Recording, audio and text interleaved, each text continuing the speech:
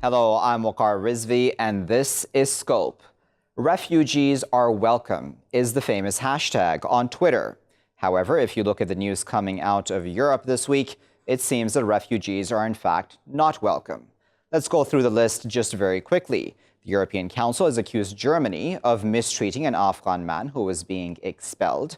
We also have Hungary, who has forced 11 Afghans at least out into Serbia after rejecting their asylum applications. Another 5 Afghans' deportations were stayed after an appeal to the European Court of Human Rights. Then we have 100 asylum seekers who are on trial in Greece for protesting against overcrowded camp conditions there.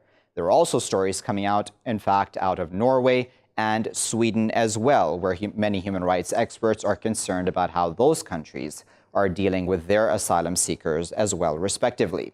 Well, to discuss all of this a bit further, we're joined now by Ilia, who is with the Department of Politics and International Relations at the University of Aberdeen in the UK. She's joining us now from Aberdeen. We're also joined by Valerio Alfonso Bruno, who is postdoctoral fellow at the University of Fribourg in Switzerland. He's a researcher in the field of political science. He's joining us from Switzerland itself. And we're also joined on the line by Benjamin Wolf, who is managing editor at Metropole, Vienna in English. It's a magazine and Vienna's leading English language publication. He is joining us on the line from Vienna.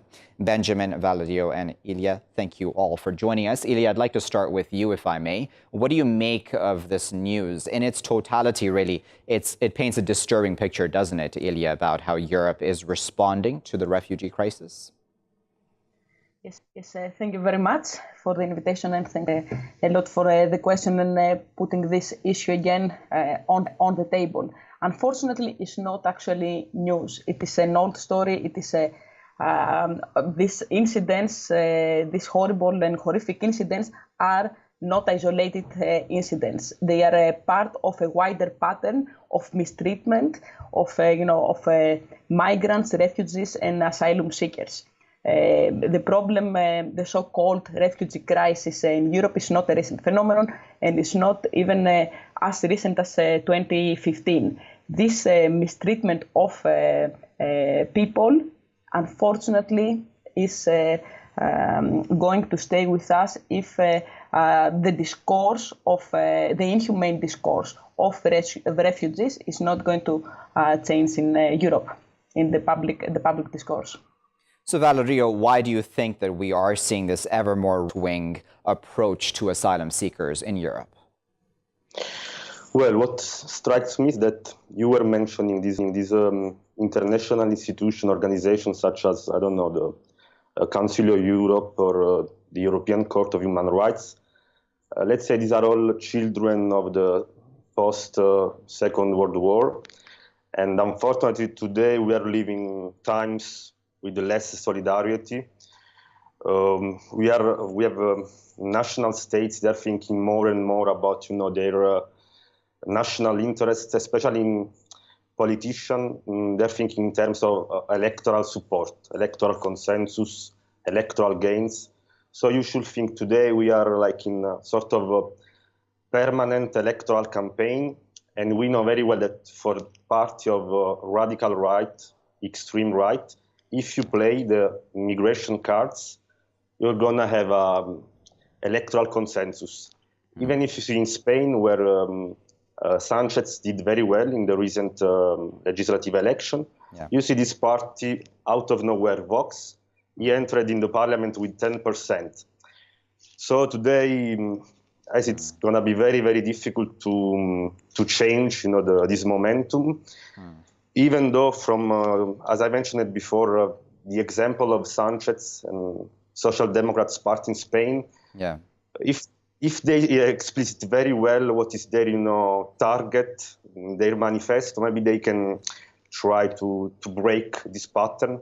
Otherwise, we will have more and more the situation such as in Italy with the populist, especially radical. Right populists like Lega of Salvini. And that's a very good point that you brought up there, Valerio. If you allow me, I wanted to put that to Benjamin. Benjamin, Valerio brings up this very good point about how this is a lot about just political campaigning throughout, isn't it? Because it is the public, isn't it, Benjamin, that is moving ever more right-wing in its opinions regarding refugees, or would that be an overstatement, do you think? Well, it's a good question. I would say we see some sort of pendulum that swings forth and back. So we've had, especially in some countries like Sweden, Austria, Germany, in 2015, 2014, a strong movement, civil society movement to help support refugees, take in many, and actually also supported by large majorities. But then at the same time, many people got the feeling that there's no control over these whatever movements or what's happening. Of course, you had a lot of horror stories also in the media at some point. You've had terrorist attack later on, which got connected to these refugees by right-wing forces. And this led to a cocktail that made it easy for some political forces to exploit the situation and say, hey, we've got the solution, we will just shut the border and then it'll all be all right. And I think mostly now in Europe, you've really got a battle between different civil society organizations, but also political parties over the narrative and finding a way that Europe can be supportive, but at the same time gives citizens the feeling, okay, there is a modicum of control over the situation. And that's a good point too, Ilia, because I imagine that a lot of the public that is concerned about migrants or asylum seekers coming in is the concern of security. I imagine at some level, and that's a legitimate concern, isn't it? Not actually, it's not a legitimate concern. And the problem actually, I would say that it's not only that the discourse moves to the right wing. Okay. The right wing has actually managed to put the issue of refugees and immigration as a security issue. It's not a security issue. Why we're discussing humans and these people as a security threat. Unfortunately, the dominant discourse today has framed the arrival of these people as a security threat for the new societies. This is exactly what civil society and thankfully there are some, some small and not the dominant movement or groups that they are trying to change the pattern and try to help the refugees. But this is the whole point, that it's not a security issue. It's actually, it could be an opportunity for, the European societies, the declining European societies, also from the demographic point of view. So this is exactly at the heart of the problem. It's not... Ilia, if I could interrupt you, I apologize, because I feel like I want to push you on that point. Because let's hypothetically say that if somebody was an ISIS member in Syria/Iraq, and they seek asylum somewhere in Europe, but they do not have papers when they come over, that then, is a legitimate security concern, because that hypothetical situation is very possible, isn't it? Of course, but it is possible, but many other routes for an ISIS member, a member of a terrorist organization, there are to come. There is always going to find a way to come in the societies, in the states that they want to target. But this is not exactly. It's exactly the issue. The people that actually they fleeing from Syria are the ones that actually fleeing from ISIS. They don't want to join the terrorist organization. They are fleeing from a violent conflict. So of course, ISIS members, they will have an incentive of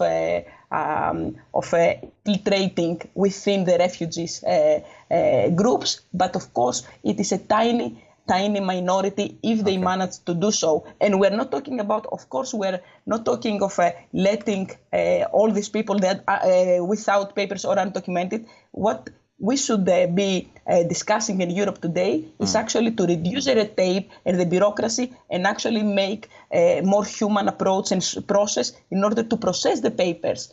Not anyone, of course, can come. We're talking about the states, but they should respect international law and they should have a humane treatment to these people and not assume that there is a security threat and there is going to be an infiltration from terrorists, of course.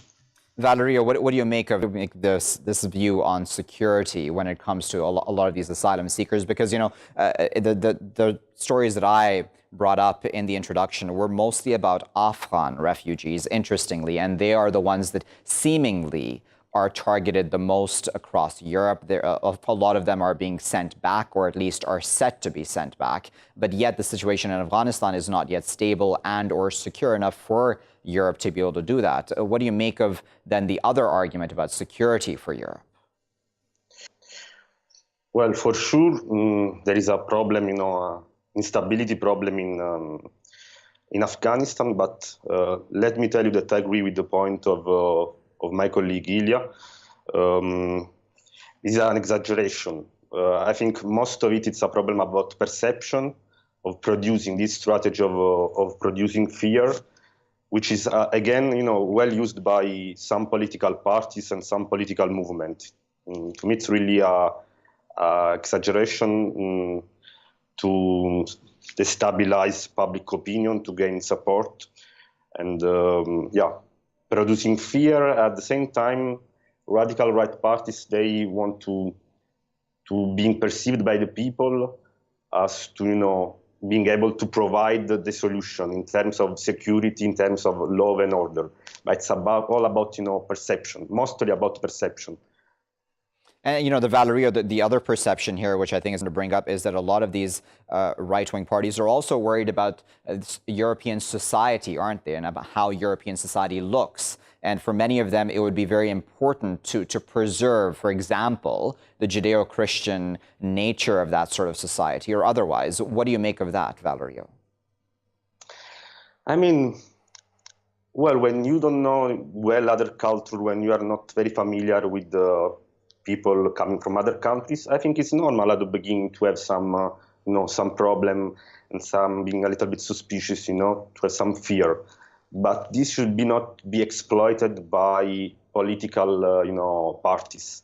On the opposite, there should be more, a politics of try to integrate, try to, show how these different cultures can live peacefully together. But unfortunately, these examples are not on the news. On the news, we have only example, which is a tiny minority of situations that are not, of easily coexistence. So again, I would say it's about perception of producing fear, because it's easily, exploited at the political level today, very, very easily. It's a clear message, straightforward, and it's not going to change anytime soon, I'm afraid. Very well. Time for a very short break. Please do, viewers. We're going to continue this conversation on the other side of that break. Stay tuned. Thank you for staying with us, viewers. We're still with Ilia, Valerio, and Benjamin, and we're still discussing this issue of how refugees and asylum seekers are treated throughout Europe. And we've been using the example, of course, of Afghan nationals and how they're being treated, some of them even being deported back to Afghanistan as well. Benjamin, I wanted to bring you in, and before the break, Valerio and Ilia both were speaking about essentially the perception of fear and the use of national security as an excuse, and or then where society is heading, as in the makeup of society. I wanted to get your thoughts on that. Do you think that any of those concerns are valid and legitimate? Well, first of all, just a short point on the security issue. I agree with my colleagues. It's mostly exploited by these right-wing parties. What is probably a valid concern is this feeling that people want to have a control of who comes in and how. And actually, there are good ways of doing that with resettlement schemes. Europe could be much more generous. Of course, now current political forces are using that to just cut it off completely, which is really the wrong way. As for the other question of culture, I think that's really the core of the issue. And it's also a sort of a battle for Europe's soul, in the sense of, okay, is it, Christian, Judeo-Christian, whatever. It's also kind of weird that a lot of forces use that otherwise, like in the past, were quite anti-Semitic, and now suddenly they tag this Judeo label on it.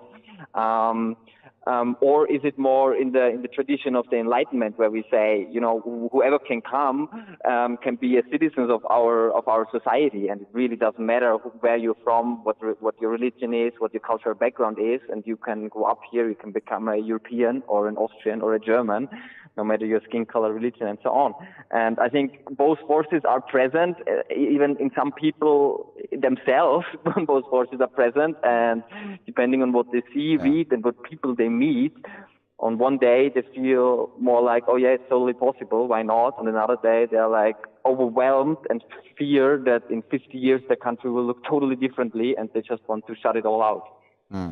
Ilia, I wonder what you make of that concern about culture and, the soul of Europe, as Benjamin there put it very well.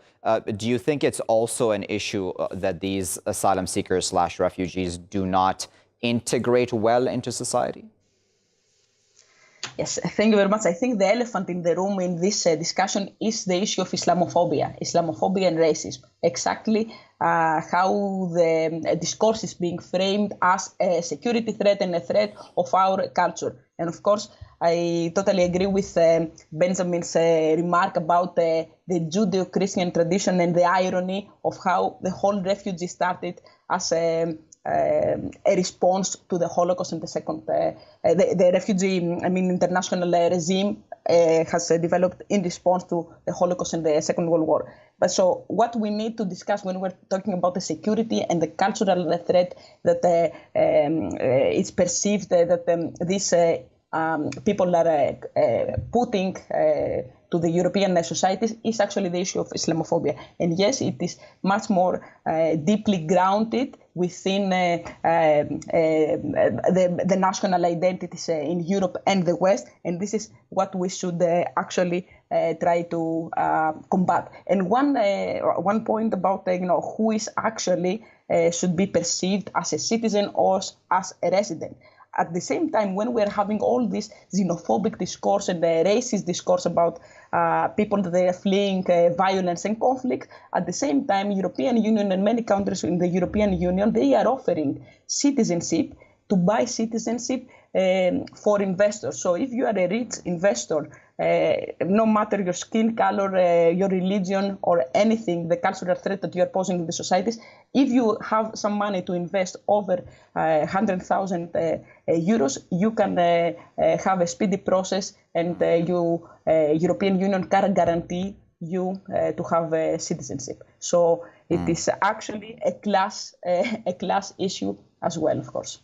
Very interesting point there. And Valerio, what you make of that issue of classism then? Because as Ilia there correctly pointed out, there are many, many Western countries, European countries as well, that would offer citizenship or at least permanent residency if you bring in a certain amount of money as an investment. But then, it's also then on the other side, Valerio, it's been said at least, and I wanted to get your thoughts on that, that refugees actually add a lot to a country's economy. What do you make of that?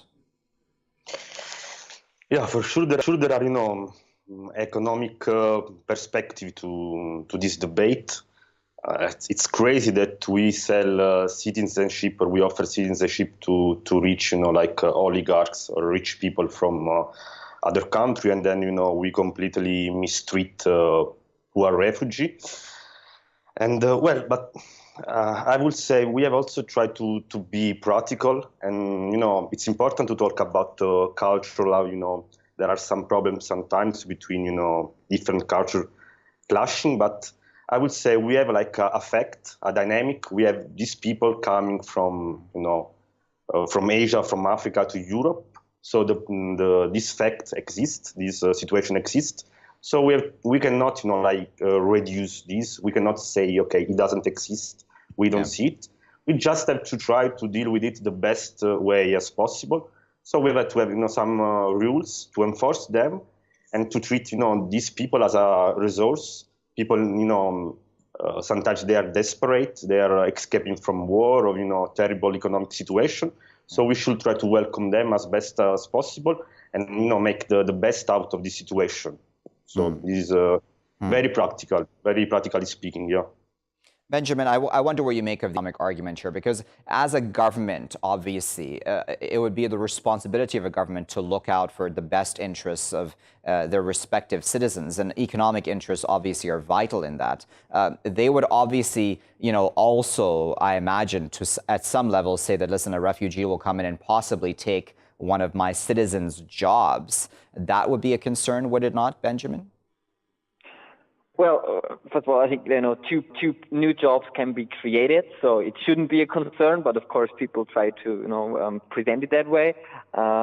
It really all comes down to if whether a country really tries to integrate these people, give them the opportunities to thrive, give them courses, language. I think, and then you can see actually in Austria, you see that 2-3 years after the summer of 2015, when many people came here, in some groups up to 50-60% of people are already in employment, so it does work. Of course, like in the lower levels at the beginning, but still.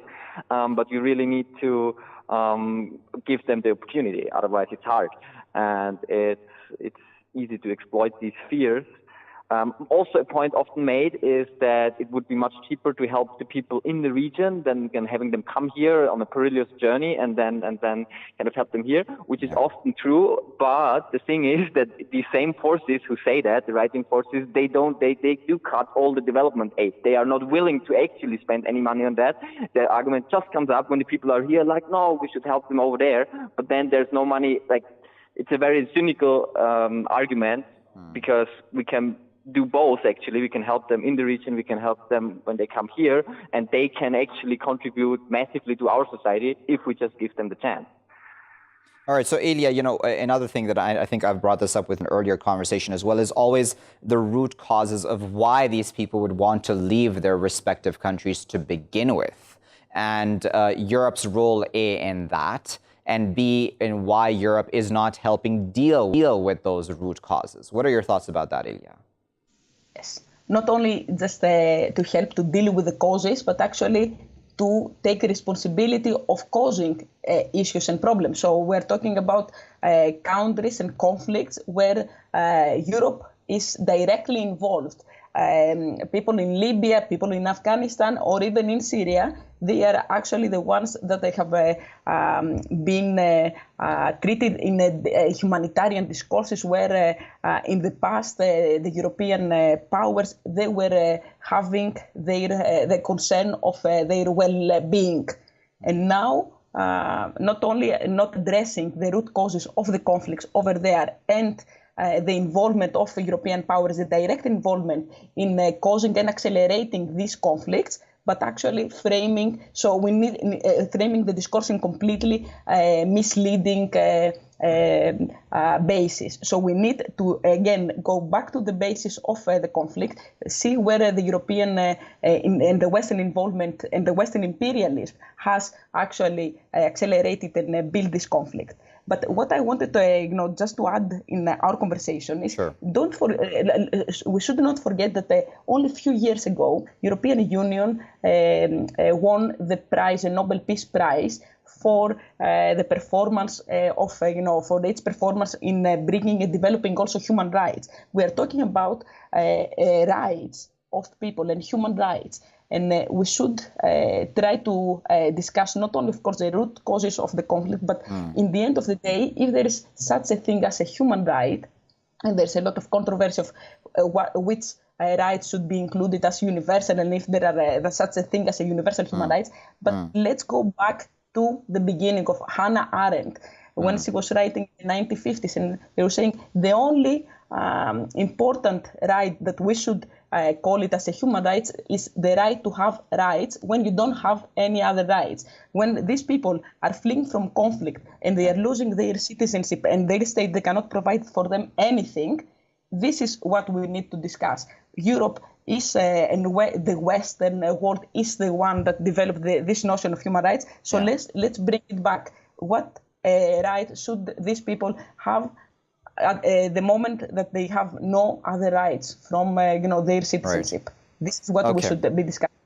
Indeed, and we'll get discussion for next time because the clock has gotten the best of us, but I think that was a very good point to end off on. Let me thank our guests. That was Ilia Xypolia with the Department of Politics and International Relations at the University of Aberdeen in the UK. She's also reviews editor at the Journal of Global Fault Lines. We were also joined by Valerio Alfonso Bruno, who is postdoctoral fellow at the University of Fribourg. He's a researcher in the field of political science. And we were also joined finally by Mr. Benjamin Wolf, who is managing editor at Metropole, Vienna in English, Metropole magazine. That's Vienna's leading English language publication. And now, of course, we appreciate all of their insights. And one of the important things here, as I said at the beginning, was that the message consistent message now coming out of Europe seems to be that as much as some people want Europe to be welcoming to refugees, the message seems to be that refugees simply are not welcome on the continent, really. And certainly the root causes are not being dealt with overseas. And also, there's a lot of overstatement and exaggeration about any possible security threats, if any even exists, and any concerns about integration, et cetera, the soul of Europe, as Benjamin had mentioned as well. A lot of facets to that, but they all seemingly are being overstated at this time by European far-right parties for their political gains, political campaigning going on throughout. We'll leave it there at that for this segment. I'll be back, though, after a short break with our next segment. Stay tuned.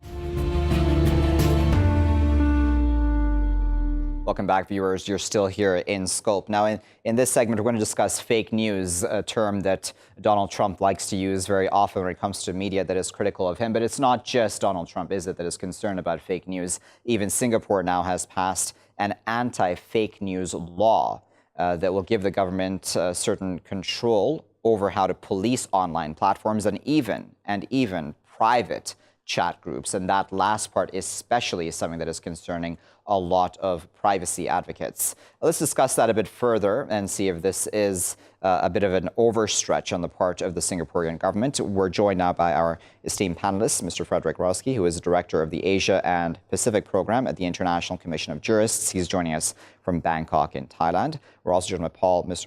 Paul Krishnamurty, who is a political analyst, and he is joining us from Manchester in the UK. Paul and Frederick, thank you both for joining us. Frederick, I wanted to start with you because I know that your organization has also reacted to this law. Tell us what exactly concerns you about it. The International Commission of Jurists sent a letter to the Prime Minister, and in fact to all of the parliamentarians of Singapore when the bill was being considered.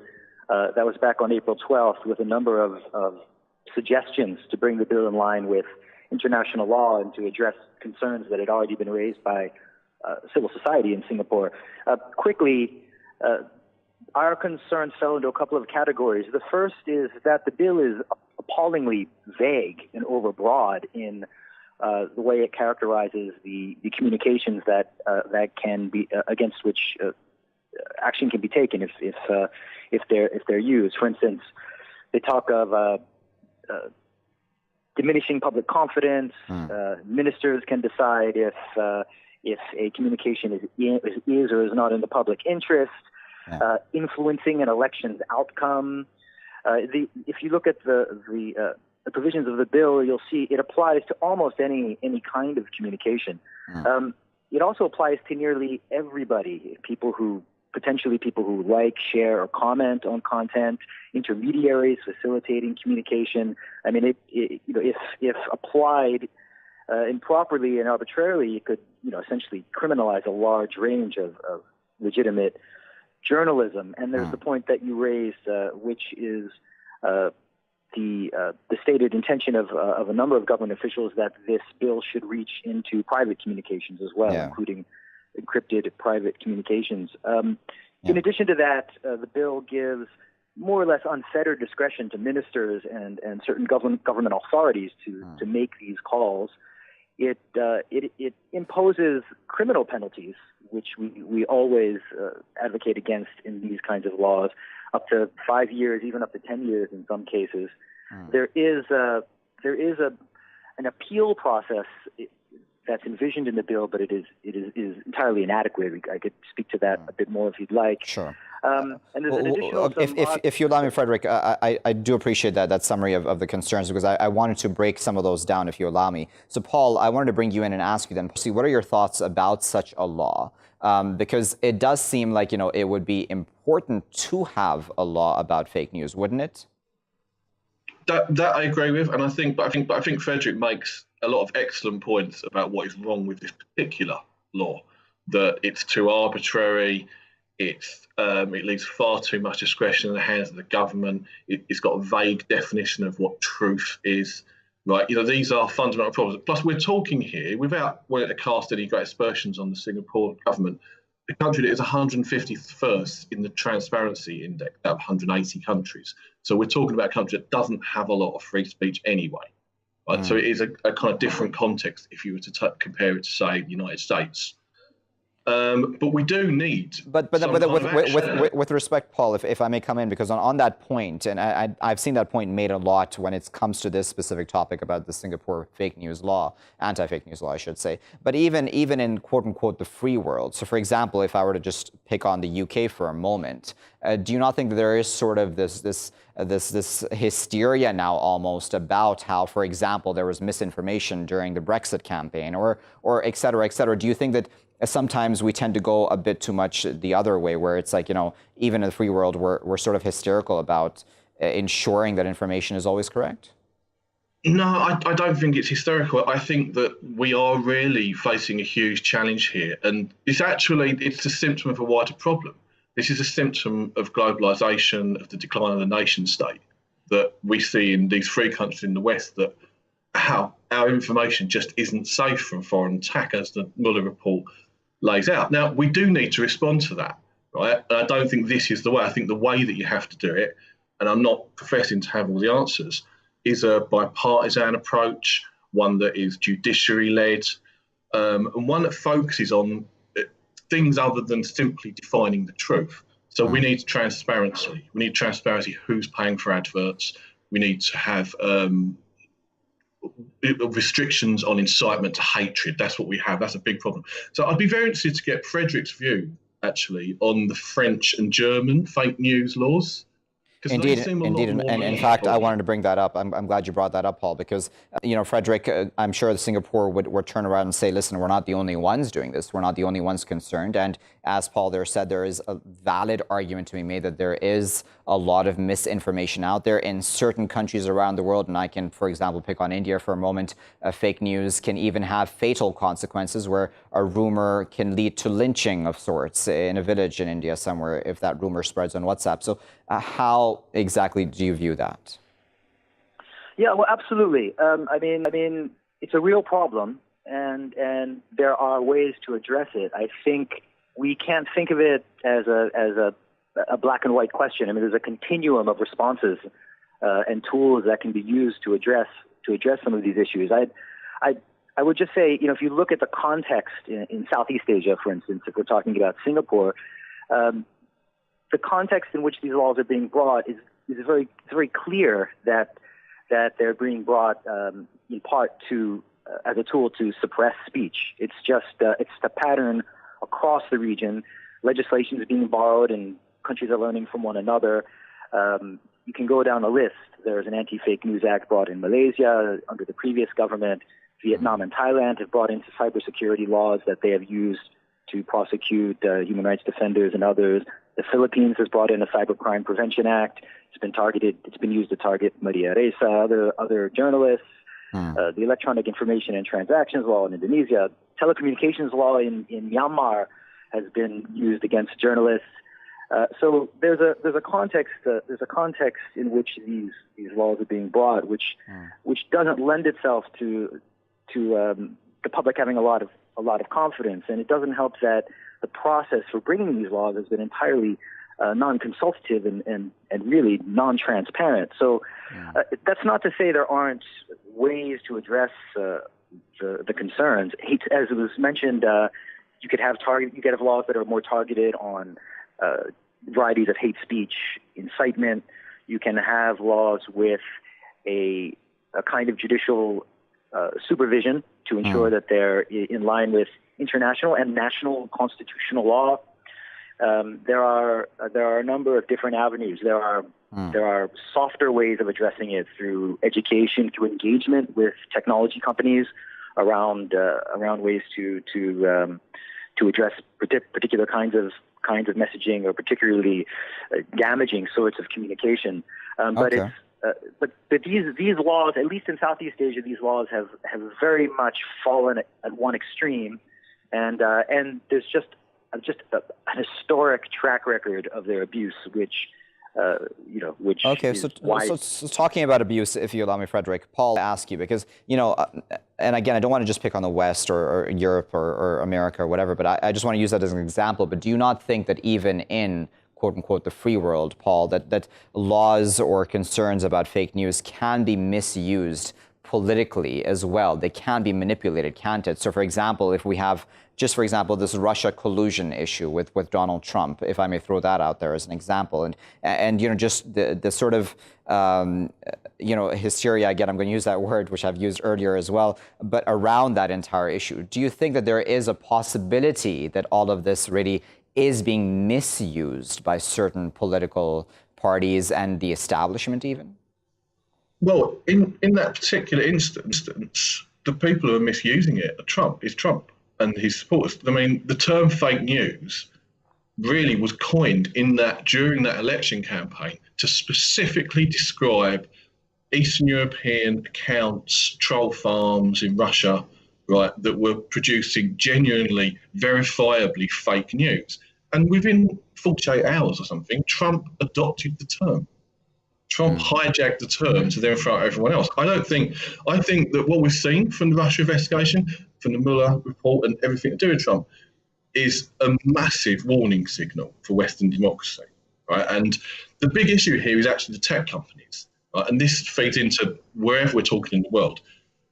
The tech companies are pretty much beyond the power of nation states as it stands.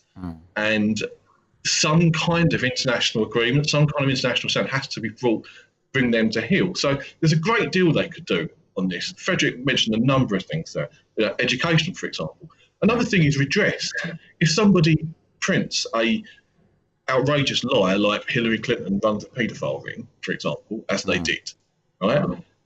There has to be some responsibility on Twitter and Facebook to correct that, publicly correct that, so that people see that it's not true. And likewise, they're just not accountable. These tech firms have not proved themselves not to be accountable to our parliaments. Therein lies the problem. And you would think that with such pressure on news, at some point pressure can be brought to bear on Facebook and Twitter to do something, at least do something about the billions of fake accounts, specifically designed to misinform.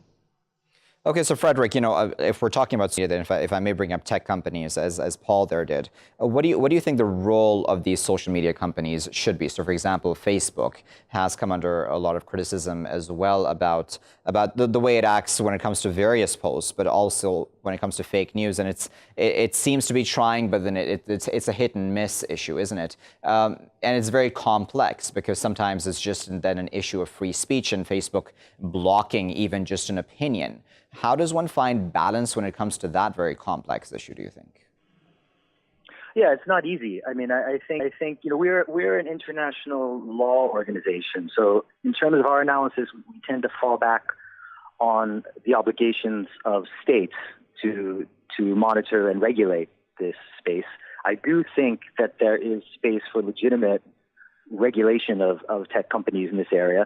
In addition to that, I mean, these companies do have a social responsibility to take actions to ensure that they're not causing harm. And,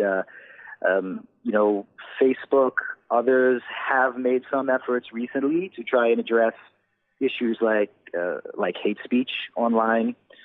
The issue of political manipulation and propaganda is even more complex. They're not easy questions. My personal impression is that those organizations tend to lean too heavily to find technological solutions, better algorithms, and those sorts of things, and those sorts of things. And that might be one part of the solution.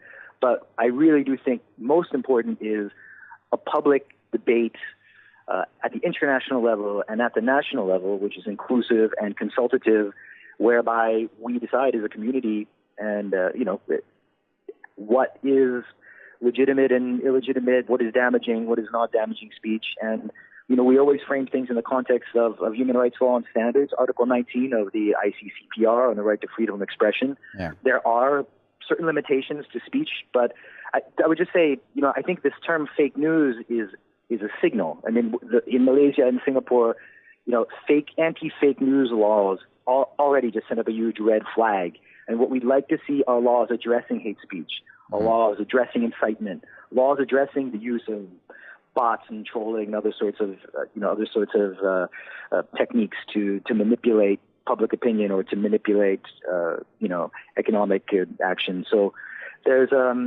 But yeah, I think we need to have a larger conversation about it, and it needs to be framed by international and national rights law.